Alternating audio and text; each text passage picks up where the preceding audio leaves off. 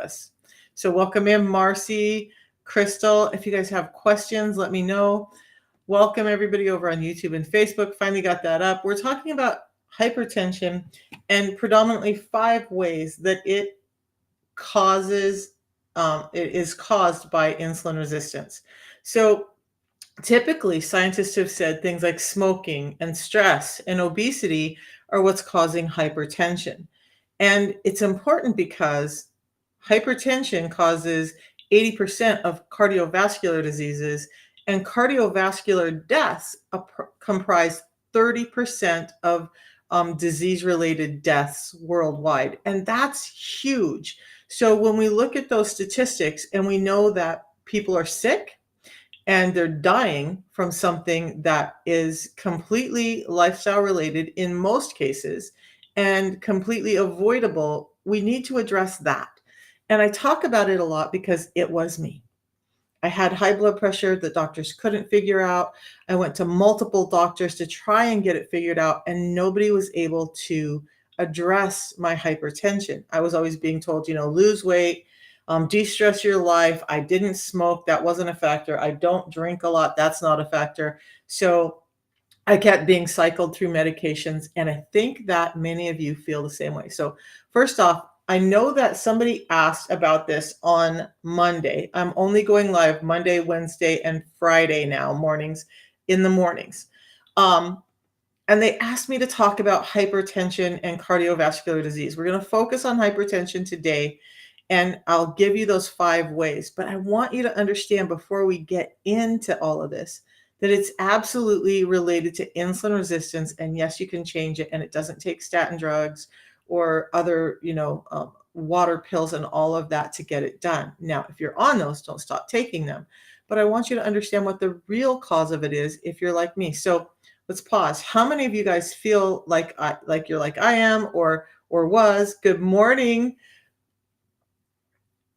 Explicit Care Mind and Body. There we go. That's a great name. I love seeing people with names like that come into this live because I'm all about look, I'm going to be really honest. We're going to talk about several ways that you can address this.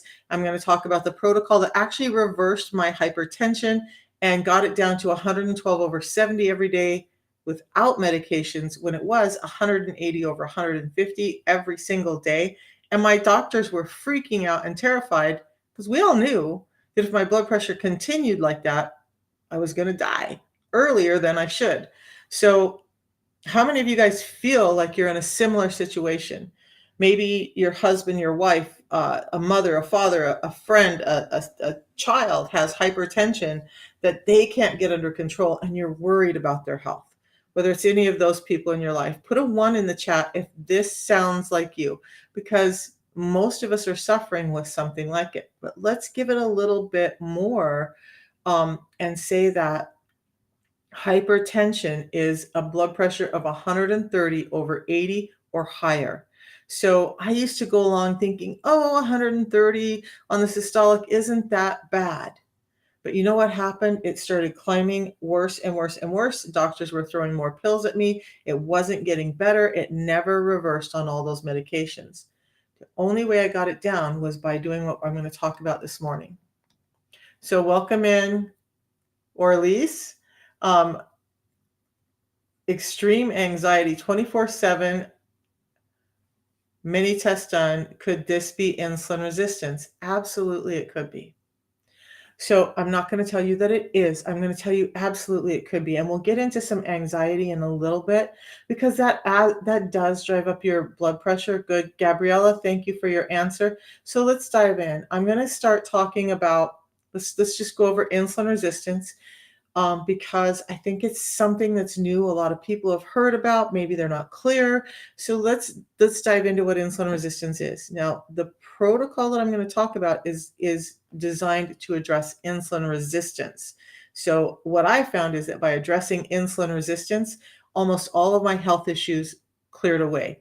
So now, insulin resistance is really just a state in which we have too much insulin in our body and our body starts to shut down to the clues of it. But what's insulin and how do we get such a high level of it in our body?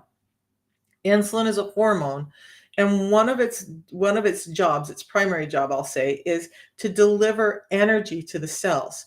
So it's like a trucking system, the Amazon driver, whatever. And so when you eat food that turns into glucose, and most all foods, except for fats, turn into some type of glucose, including your proteins, a portion of that turns into glucose. But the bigger problem is all the bagged, boxed, bar-coded foods we eat. They've been stripped of nutrients and fibers that help keep those glucose levels low. And now we're having high levels of glucose all the time. When our body perceives high levels of glucose, it tells the pancreas to produce insulin, because insulin's got to come out, grab those packages, and deliver them.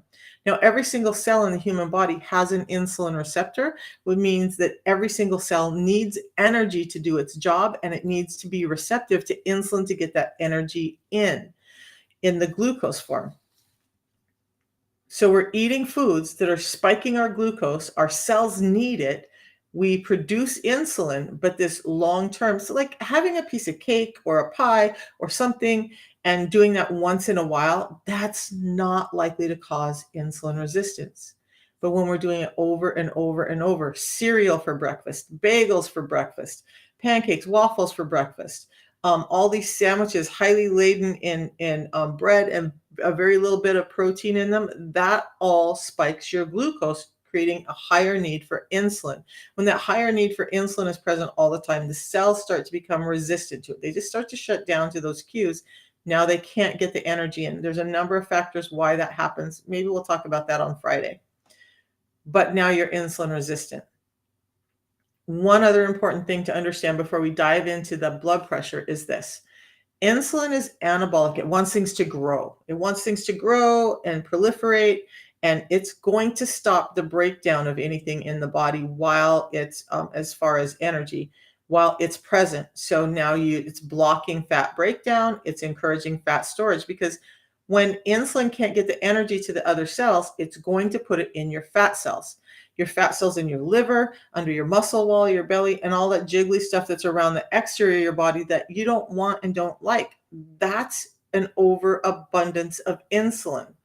That's not just, oh, you have fat, now you're insulin resistant. No, you were insulin resistant first, and or you had too much energy first, and that's what caused this storage of fat. So get the insulin resistance down, start to address that, and you're going to start to feel better. How does all of this relate to high blood pressure? Whew, that was a lot. Okay, so we're going to talk about the 5 ways right now. So the 5 ways are that affects the blood vessel walls. It affects how the blood vessel walls can do their job. It affects your sympathetic nervous system. It affects your lipid profile, and it affects your salt and water retention. So we're going to go over each one of those now, but that's 5 ways. Insulin resistance is directly linked to and causing your hypertension. So if you're struggling with hypertension and you just hopped in, understand that we're going to talk about the real cause for most of us of hypertension and why it's occurring. And then maybe you can start to address it finally. Because if you're like I was, you have a fistful of medications you're being told to take, and it's not getting better.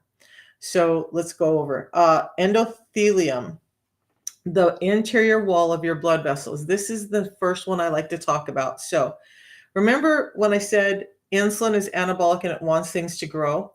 Well, it's not always that cells just won't get energy from insulin. It's that they're taking up too much because there's too much in the system in some cells. Now, good morning, Luann. So this insulin resistant state is actually overfeeding our interior walls of our blood vessels. So now they go from thin to being very thick. Well, now we want some insulin in there because we want those cells to be healthy and complete, and we want a good, strong lining in our blood vessels. But with insulin resistance, now there's too much insulin and too much energy floating around, and it starts to get that energy like it does in our fat cells, but this now it's getting it in our endothelium, the innermost lining of our blood vessels. So what does all that mean, and why do we care? Well, as that inner wall of your blood vessels thickens, it narrows down the space for the blood to flow through. So start thinking about if you had a fire hose, and it's got a big space in the middle, and that's our blood vessels normally. But now you reduce it down to the size of a garden hose, same pressure coming through, but now you're trying to shove it through the size of a garden hose. In essence, that's what's happening in our body when the endothelium thickens. It doesn't thicken outward, it thickens inward because it's the innermost layer, meaning that it goes from a nice space inside, and as that wall thickens, it reduces the size inside. Now you have blood vessels that have this thickened wall, and you just can't get the pressure through. Pressure is building, and the heart's working harder to try and push the same amount of fluid through this tightened up space. Okay. Insulin resistance causes that by allowing endothelial cells to proliferate too much. Now, it's a necessary part for us to keep those blood vessel walls healthy, but again, in an insulin resistant state, it's just gone out of order.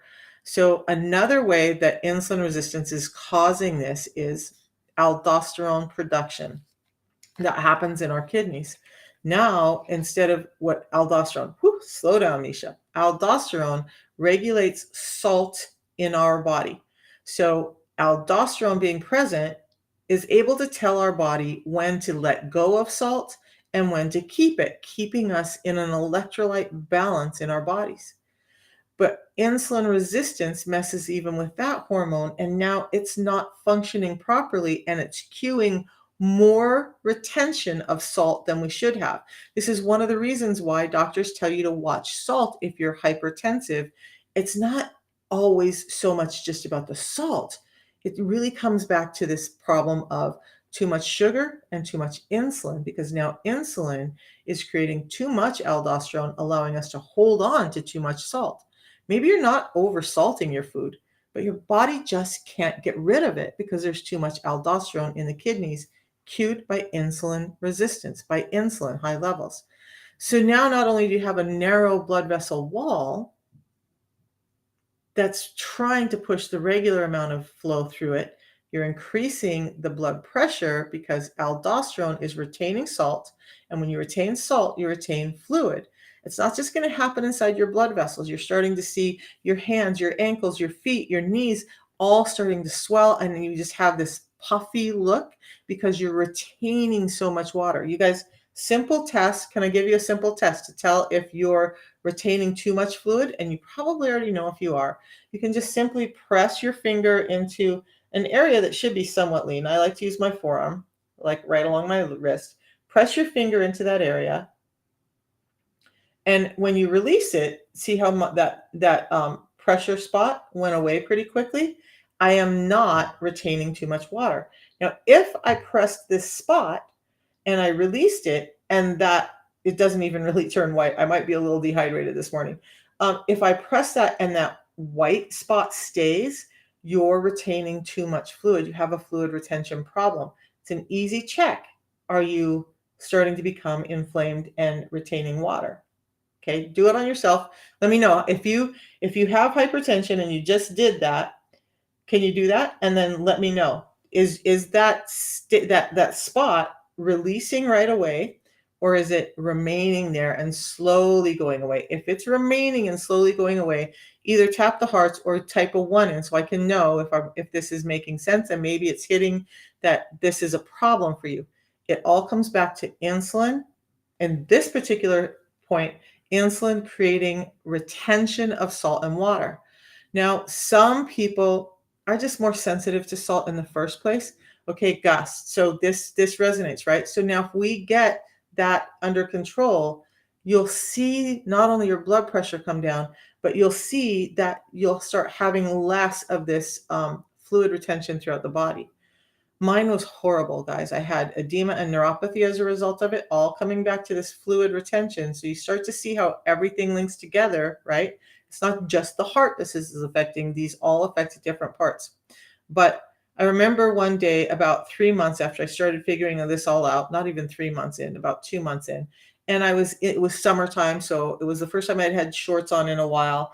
And I was just sitting thinking, and I looked down and I realized I could see my kneecaps for the first time in years. It wasn't just this bulbous thing on the end of my knee. I could see this indentation and all of that. that was inflammation leaving my body because I was getting my insulin under control.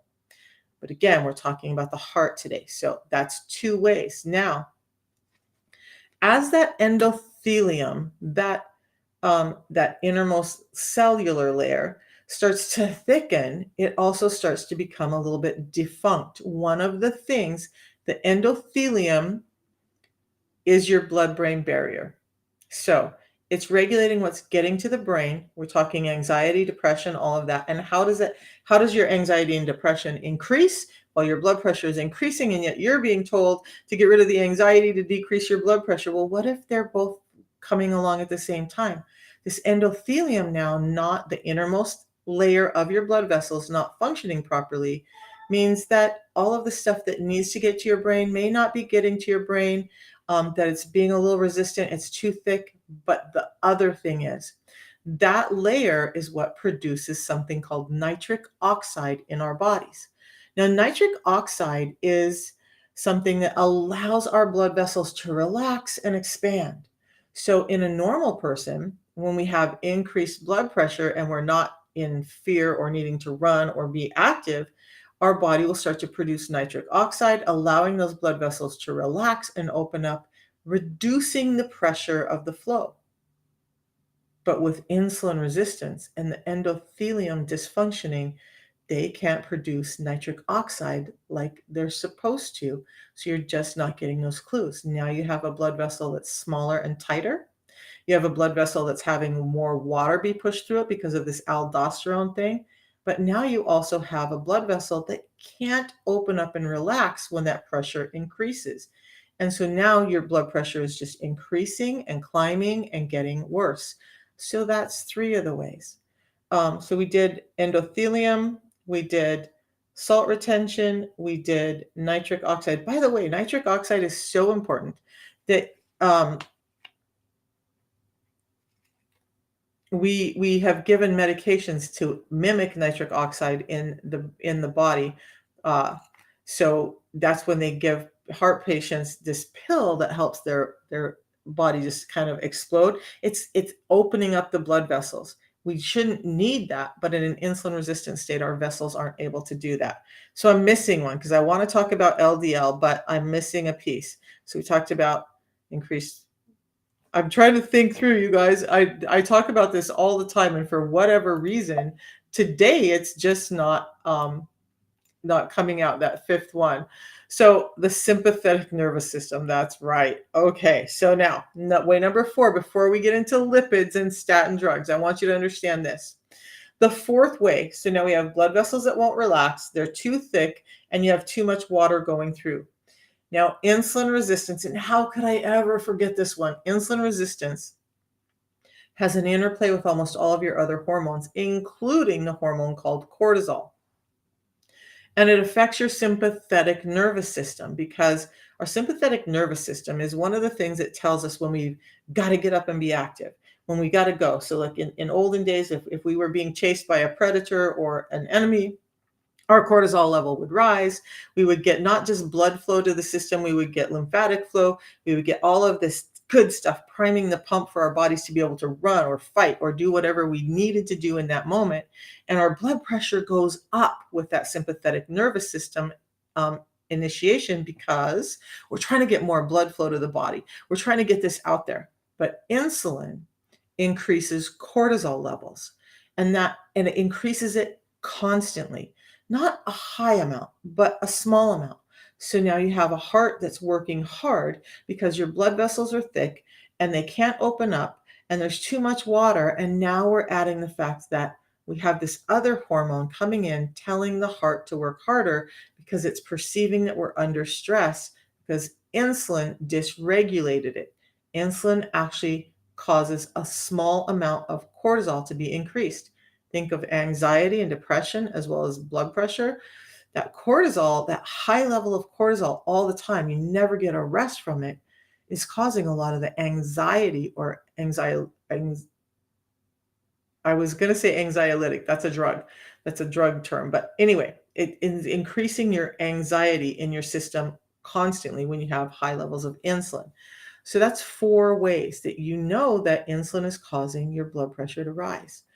Now, the 5th way has everything to do with your lipid profiles. So before I talk about lipid profiles, I want to understand where you guys are at. Because my own family, we have arguments about this all the time, and I have to bring them the science.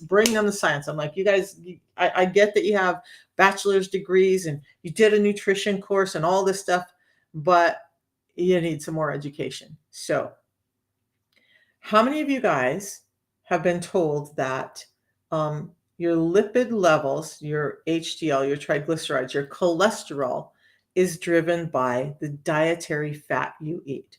If that's what you've been told, put a 1 in the chat. But now, if that's what you've been told, have you also been told that it matters what kind of fat you eat? Okay. And a lot of people have been told that saturated. I'm thinking satiety. I'm thinking so many things that start with SAT. Saturated fat is what's causing the problem. So you take the yolks out of your eggs. You stop using butter.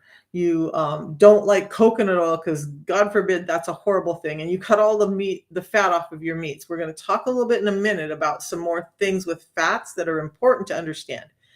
But fats, if they're the right kind of fats, are not what's causing this fatty buildup in your blood vessels. Would you be shocked to understand that a majority of that fatty buildup, if you're not taking in things like seed oils and too many omega-6s, one of the bigger causes for cholesterol buildup in the bloodstream is sugar. And it's that way because it's causing an increase of insulin, and that high amount of insulin all the time as a result of high amounts of sugar in the blood are causing this dysregulation of lipids in your blood cells. So I'm gonna break that down here, okay?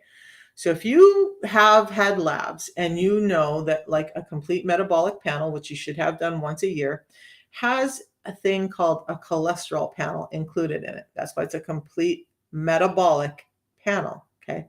So when we look at those cholesterol levels, it's generally broken down into triglycerides, LDL or low density lipoprotein, and HDL, high density lipoprotein. Now, most often you'll hear doctors talk about low density lipoprotein being the problem. It's the devil. The high density lipoprotein is the one we want.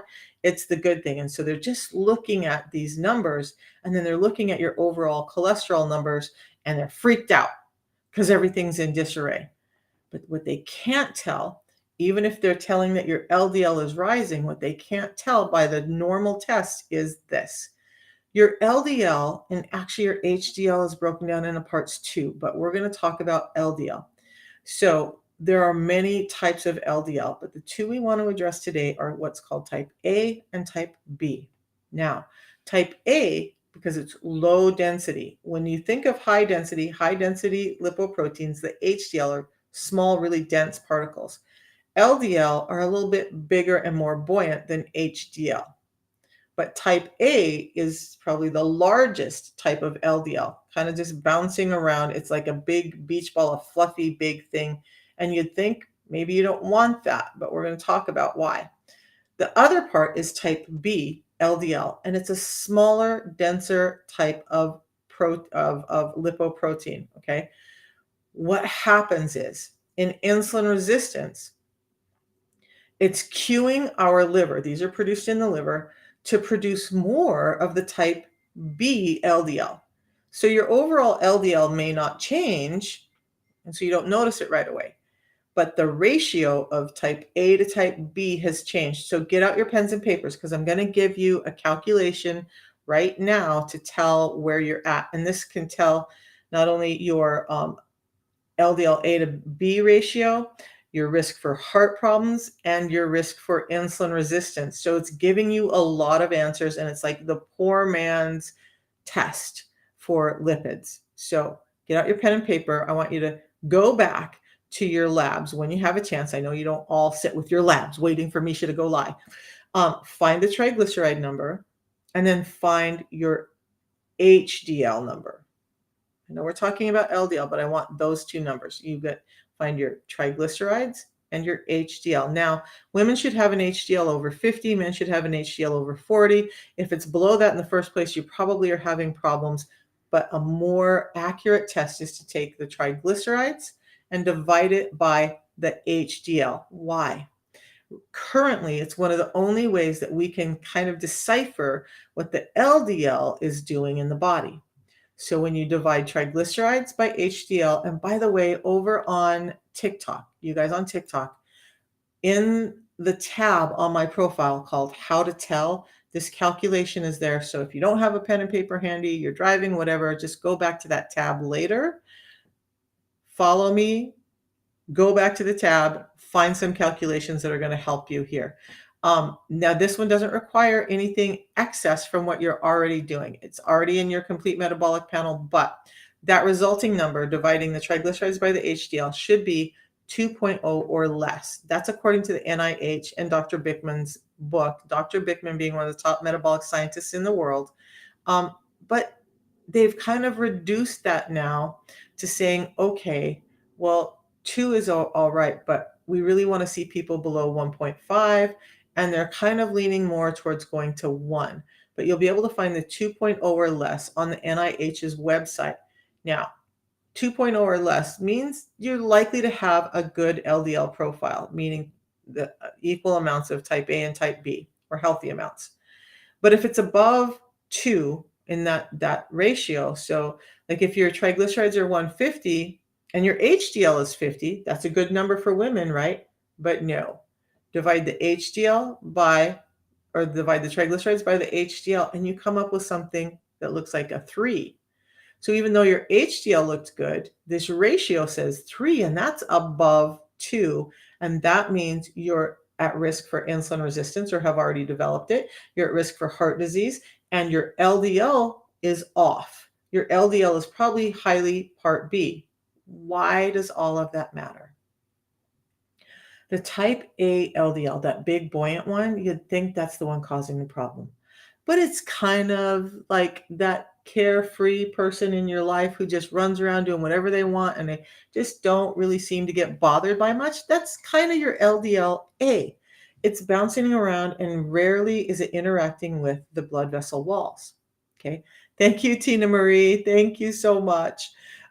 So that one's not really causing a lot of damage, but the LDL-B, the denser one, now can start to cause damage. And there's a couple of ways. I'm going to talk about 2 ways that this can happen. So I want you to first think about standing on a bridge over a river. And in your left hand, you have a beach ball, LDL-A. And in your right hand, you have a golf ball, LDL-B. And you stand over the bridge and you drop them both into the water. You're going to see the golf ball float along for a second, and then all of a sudden it's going to drop out of view. It's hitting the bottom of the riverbed, right? Interacting, bouncing around the bottom of the riverbed till it finds a nook and cranny to get stuck in, and then it stays there. That's LDL-B.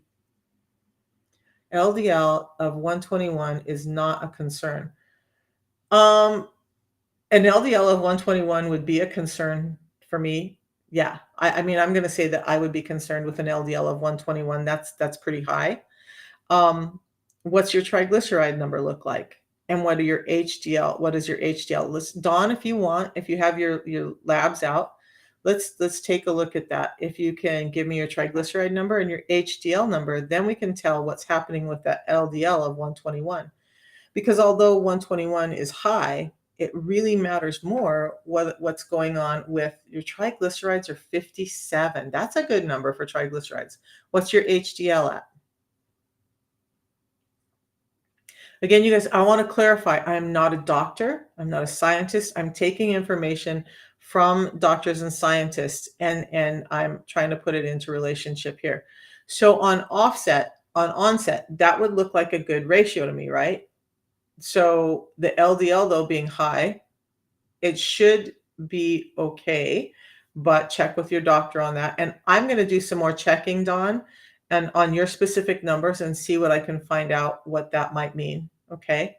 So you guys, your total cholesterol number, what more and more doctors are coming out saying is The total cholesterol number, what that is a combination of your triglycerides, your HDL, and your LDL. That's what total cholesterol is.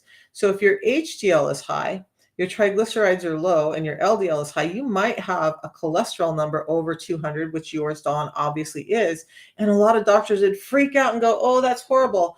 But it might not be so bad because it really is concerned about that ratio. And your ratio seems okay at 57 and 54. You're just over 1. You should be in a good space, but there's probably more to your story. So I can't diagnose, not trying to.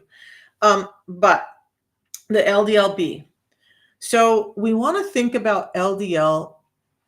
You guys, lipids do so much for our bodies. What we're not paying attention to is that we always think of lipids or fats in our diet being fat on our body. But what we forget or we don't know, and I didn't know, is that the cell membranes, not just the muscle cells, but our cell membranes are made up of lipids. So if we're doing the reduced fat diet, we're causing a problem with us being able to create this cell membrane that's flexible and easy for us to blow up and down. So I appreciate your message, but this isn't the place for it. Now, okay, so back to the LDL. Your blood vessel walls with sugar. Now, one doctor that I worked with told me that sugar or glucose in the bloodstream is like little glass shards running through your bloodstream. Your blood cells get really sticky and thick, and that starts to cause a problem as far as your blood flow. But that glucose actually it does act like little glass shards. So it starts causing this little tear. Now, I call the innermost lining the endothelium, but there is a membrane inside of your blood vessels. And what happens with high glucose is it starts to create tears in that membrane. Now, LDL is floating along and it's getting stuck in these little tears or damaged spaces from whatever in your blood vessels. And part of the good thing with LDL is it plugs up those tears in the interior of your blood vessels. Great job. When we have too much of it, that starts to build up. Even worse, when we have these tears that are big enough, sometimes the LDL doesn't just plug up that little hole, it gets in and underneath that membrane, and now it's building up. And guess what's happening? This is where your plaque and your cholesterol buildup is coming from, is that LDL type B. That LDL-A doesn't get in there, but the LDL-B and too much of it and the excess blood sugar is going into those little damaged spots in your blood vessels, and it's starting to go under the cell membrane, and it builds up because it's trying to block that, but the tear is big enough that the LDL is just kind of sinking in and under. Now you have this membrane that's blowing up in this area, and it's causing a blockage of cholesterol in that area. But again, it started with sugar, not necessarily the fats you ate. Stay away from too many omega-6s. Stay away from seed oils. I talk about that in other times, but just know that those are the ones that are causing more of this problem. So now you have this thickened wall, too much water flowing through, heart pressure is up, can't relax the blood vessels, and now you're starting to build up little dams inside your blood vessels with all this LDL. Okay, so those are 5 ways that insulin resistance, sugar, too much sugar causing too much insulin, is causing your hypertension. Now, yeah, smoking can contribute. Having a very anxious and stressful life can contribute. And being overweight can contribute because now your body's having to push more to get more energy through all the cells in a bigger body than it would in a smaller body. But remember, the weight is coming from insulin resistance. So if it's not due to smoking and it's not due to just an extremely stressful lifestyle, then it's likely due to insulin resistance. But here's the thing, all of that cortisol from an extremely stressful lifestyle, guess what happens? All of that cortisol starts to rise your insulin levels and make you more insulin resistant as well. So it's bidirectional. Insulin causes too much cortisol. Cortisol causes too much insulin. Either way, you guys, you got to de-stress your lives a little, but also address the sugar that you're eating because that's what's driving insulin levels up for most of us.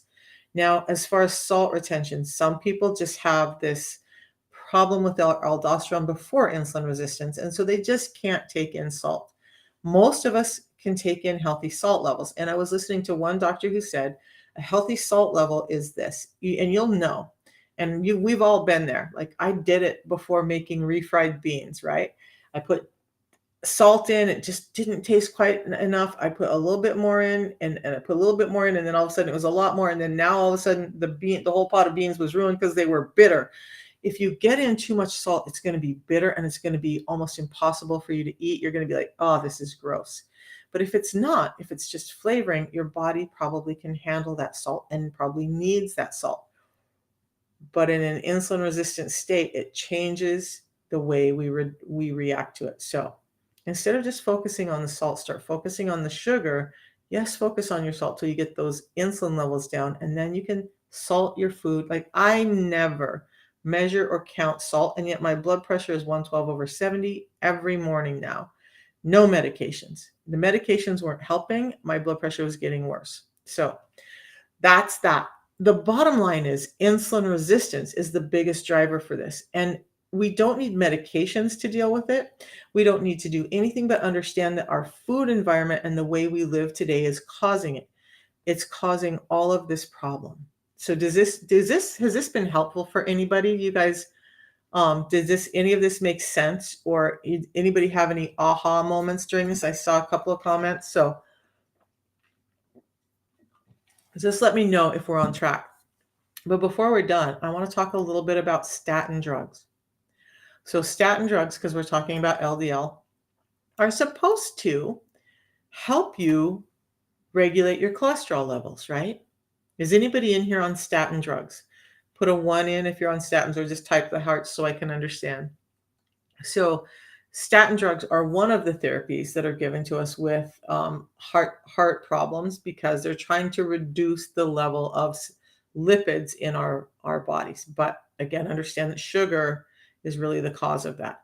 But a couple of things with statin drugs is that we just talked a lot about LDL type B and how the excessive amounts of LDL type B can actually cause a problem.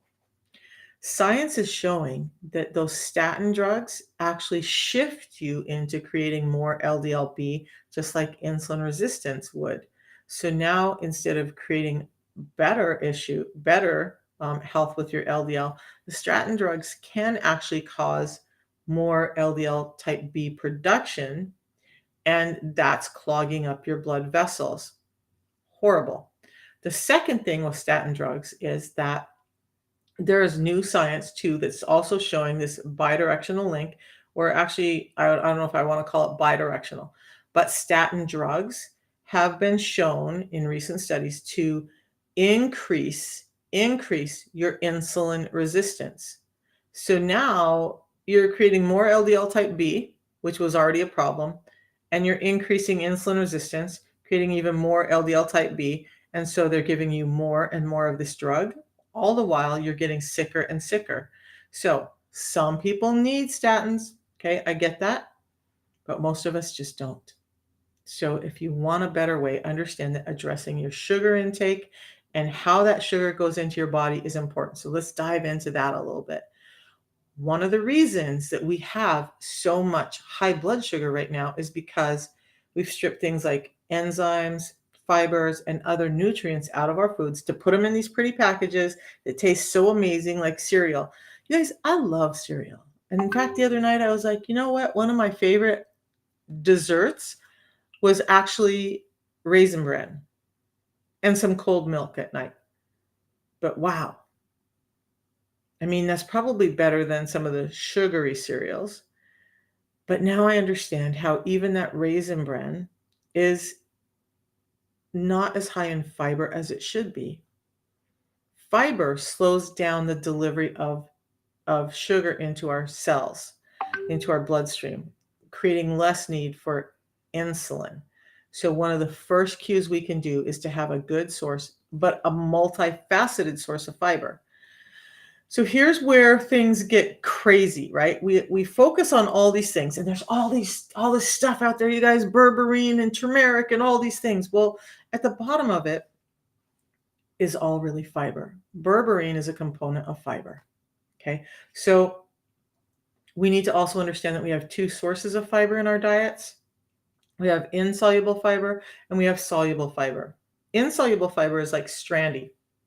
So think of bananas and celery. Those are probably going to be the two best ones. You know, where you have the strands that are just like really hard to break down.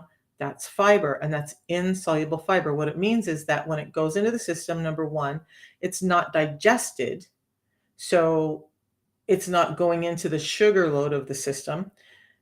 And it creates these long strands that in the system create this basket weave effect. So you have all these strands starting to build up on each other. So now you have this mesh.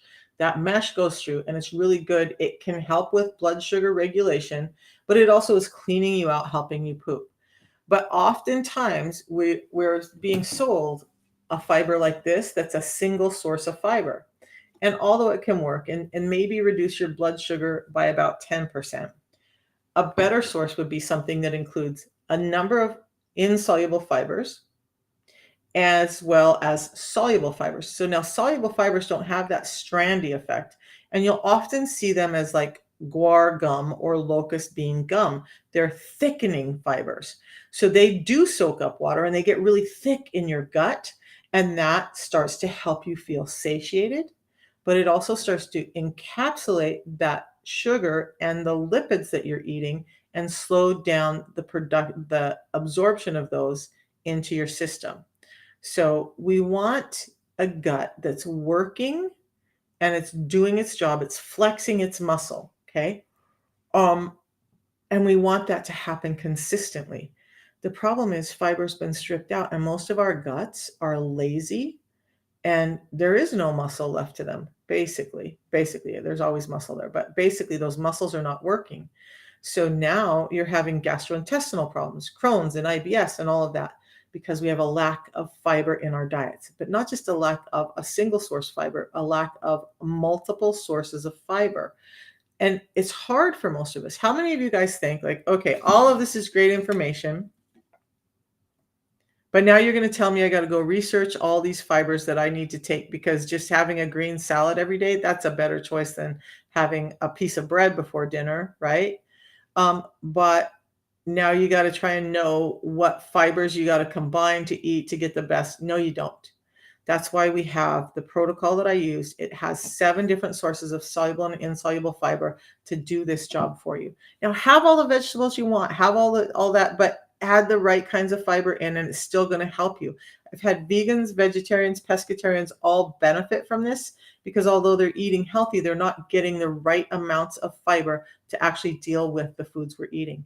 Plus, we look at the fact that our foods, my daughter-in-law took an agricultural and nutrition course in college on her. My son and my daughter-in-law were on a race in education to see who could get a degree to support their family, and my son won out because he's brilliant.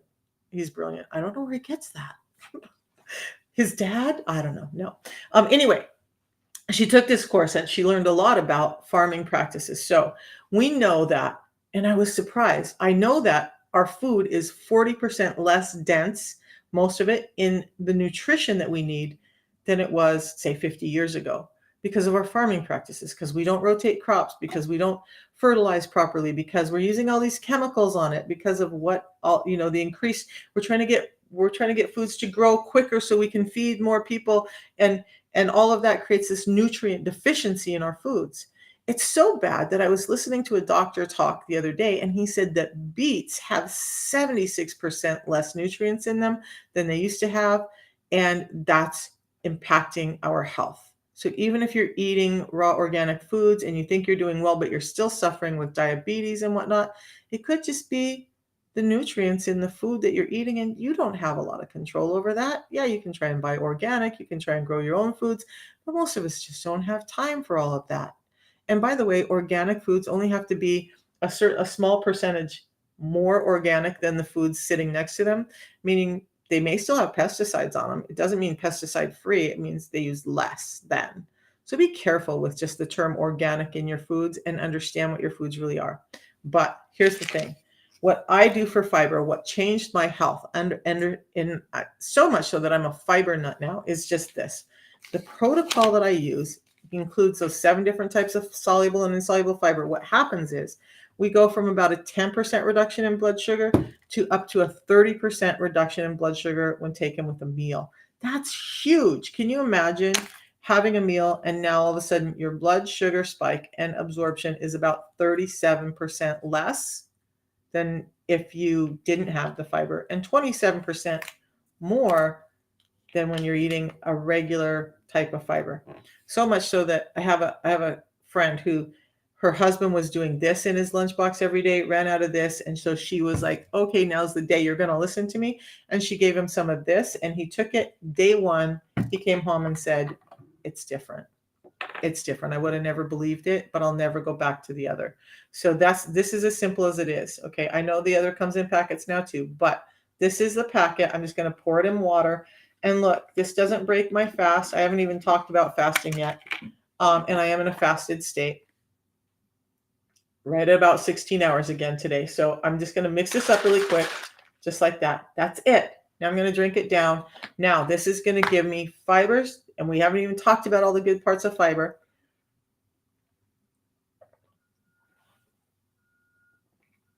I try to drink too quick and make a mess. I am a messy, random person. It's okay. It's my life. All right. So that's going into my gut. It's going to start thickening up. You'll see it in the bottle here in a minute. It's going to start to help me feel satiated. I have an acidic gut. It's going to help soothe that.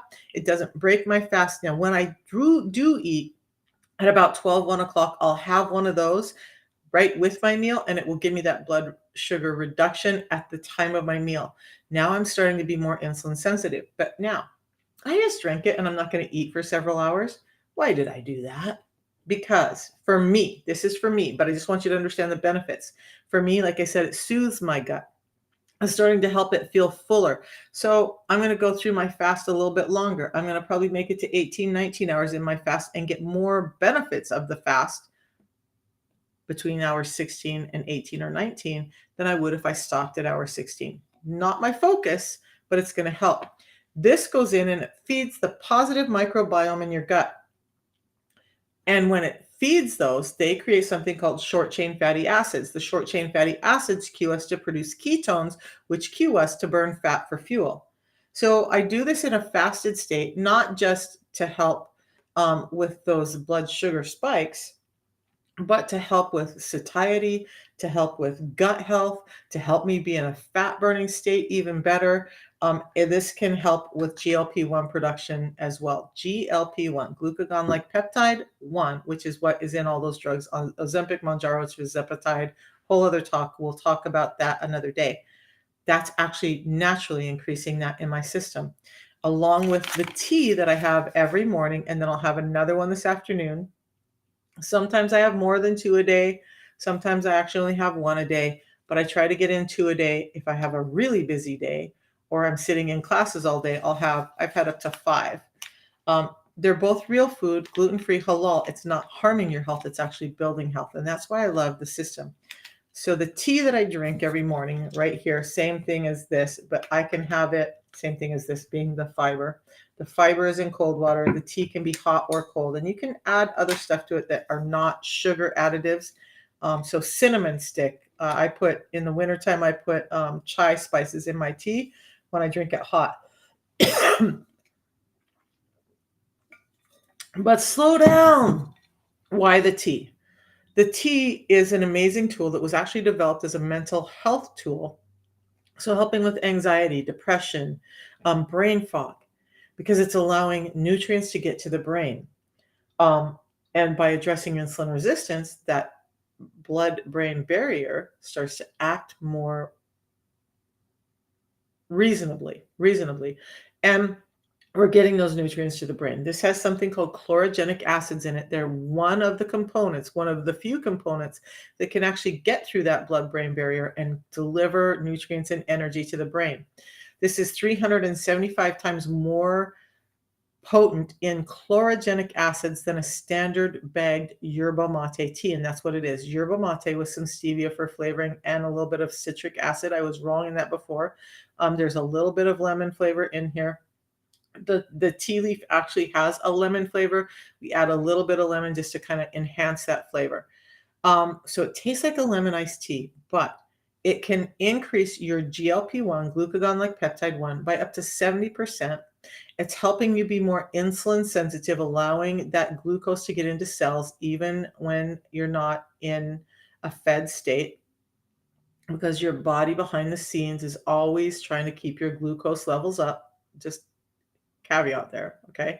So it's doing all of that, but it's giving me mental energy and clarity. It's giving me energy throughout my body, increases my physical performance by 10 to 15%. And some of you are new here, but I used to be a power lifter and I won 4 world championships. Every world championship I attended, I won. And I look at my numbers as a master's or an old lifter, and I think if I was able to increase those numbers by even 10%, that would have been a huge bump in my numbers. And I set like 15 world records. I think most of them have been broken now, but maybe some of those records would still be standing if I had that 10% bump. And it's real food, so it's not popping on a drug test. So military, or like I know in the Pacific Rim, people are really highly tested for drugs for their jobs. This isn't going to pop a drug test because it's food. So you're not getting the weird chemical components that are going to get you in trouble. You're just getting all the healthy benefits. But the tea gives me satiety, acting on the gut brain axis. So it's helping cues to the brain that I'm full and satiated. So now I'm not craving more food. I'm not craving sugars. I'm not craving all the stuff that's causing the problem. And it tastes great. So I get to feel full. I have more energy. I have more mental clarity. And that's what I start my day with every day. It has more chlorogenic acids in it than coffee, but it also has something called theobromine, which is the feel-good molecule that you find in dark chocolate. So it has 3 times more theobromine than the highest quality dark chocolate. And we hear doctors talk about one of the most healing anti-inflammatory foods you can eat, and one of the best ones for your heart is not pure, but the high quality dark chocolate. Chocolate is a little bitter. That's really good for your heart. It's really good for your metabolism. But the component in there that's really good for your heart and your metabolism is 3 times higher in this tea than in the highest quality dark chocolate. So why do I drink the tea every day? Because it's been proven to help all of these issues across the board. All of this stuff up here, not just my heart, but all the other stuff. It's how I got rid of the inflammation, the neuropathy, the high blood pressure, brain fog, anxiety, depression. All of that just kind of flew out the door when I started understanding insulin resistance and what my body really needs to thrive. So I'm going to pause there. Does anybody see themselves on the list up above? And I thank you for all hanging out and being here and listening to me ramble and rant. But I really want to stop now. And at this point, let's talk about you guys. I've given a lot of information, but I really want to address what you're concerned with. I may not have all the answers. You may ask me a question I don't know, but what I'm going to commit to you is that I will go do the research and come back and talk about it on Friday or Monday when I come back live. But if you see yourself in any of those things, let me know. Or was it blood pressure that you showed up for? Is that why you're here and that you needed to understand that? So while you guys are thinking, what I want to invite you to understand is that we're going to round back to me a little bit because I'm just going to share my story. But I had that high blood pressure since my 20s. Not one doctor talked to me about insulin resistance. Not one doctor talked to me about any of the stuff. I went through years of doing keto. Still had high blood pressure, because my body deals with carbohydrates differently than most people. And we all deal with carbohydrates differently. And that's important for you to understand. So having the little bit of support to be able to adjust and deal with carbohydrates like everyone else is a boon for me. It's been helping. So it got rid of my joint deterioration, got rid of my hypertension. My eyesight got better. My hair is longer than it's ever been in my life. My skin is clear. I'm older, so it's getting a little thin, but that's even better. There's 60-year-olds that look better than me. There's 60-year-olds that don't. Like, I've worked with some people who had a rough life and they just look rough at 60. But getting nutrients in is what changes all of that. Changing your health, changing your appearance as you age, changing your health as you age, kidneys, liver, PCOS, erectile dysfunction, your hormones overall, thyroid, estrogen, all of that gets changed when you get your insulin under control. It's the one thing, the simplest thing you can do to start taking control of your health. So, all right, any questions?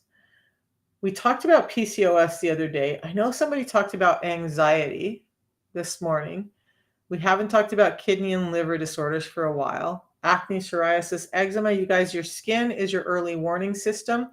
And so if your skin is unhealthy, acne, psoriasis, eczema, skin tags, dark skin patches are all signs of insulin resistance. And we need to understand that. Okay, so I think what I want to do is Friday, when I do come live again, I want to talk a little bit more about insulin resistance. I want to talk a little bit more about how you can tell if it's you. But if you guys have something you'd like me to address on Friday, let me know, message me, and we'll get that information out to you. Okay, so if you guys are interested in the system that I'm doing, check my profile. There's a tab in there right under, or a link in there right under the red light symbols. You'll see the red light symbols under my name. Click on that link. It'll take you to my landing page. You'll get my phone number, so you can text me and ask me questions. If you're shy and don't want to ask them in here, you get the link to the protocol that I use. It's about $5 a day, and it's changed so many thousands of lives, including mine and my family. My daughter-in-law, my grandsons, and one of my granddaughters are all utilizing the system to help their health. So I have people in my family from age of 6 on up to my age of 60 who are all doing the system to optimize their health and stave off things like prediabetes, non-alcoholic fatty liver disease, and keep hormones regulated. Crazy stuff that insulin does in our bodies. But use the link or reach out to me. And if you just need to hang out and learn more to decide if this is for you, please do that. And please ask me questions, because I'm here to help. I'm here to help because I was frustrated and I was sick. And you guys, I really thought that I was going to be dead by the age of 65 because I was so sick. Walker, cane, disability plates, high blood pressure, edema, neuropathy, joints failing, eyes failing, hair falling out. All of that was me 3 years ago. And 13 different medications the doctors had me on. Now I'm on no medications, not even pain medications, and I've had 20 broken bones. So I have a propensity for pain. All of that's changed. And all I do are these 2 drinks that I drink at 3 points during the day. And it's helped my health. Instead of just masking symptoms, it's helping my health. So as I get ready to leave this morning, please ask yourself, what do you want? Do you want to take medications, mask symptoms, and likely be getting worse, increasing the amount of medication that you're having, not getting relief? That's where I was. Doctors were not able to help me. They were frustrated and they were scared, but they were unable to help because they weren't educated about insulin resistance. Doctors are not educated about insulin resistance, and they're not educated about nutrition. They're educated about diseases and how medications can link in. Big Pharma writes most of the books that doctors study from and learn from.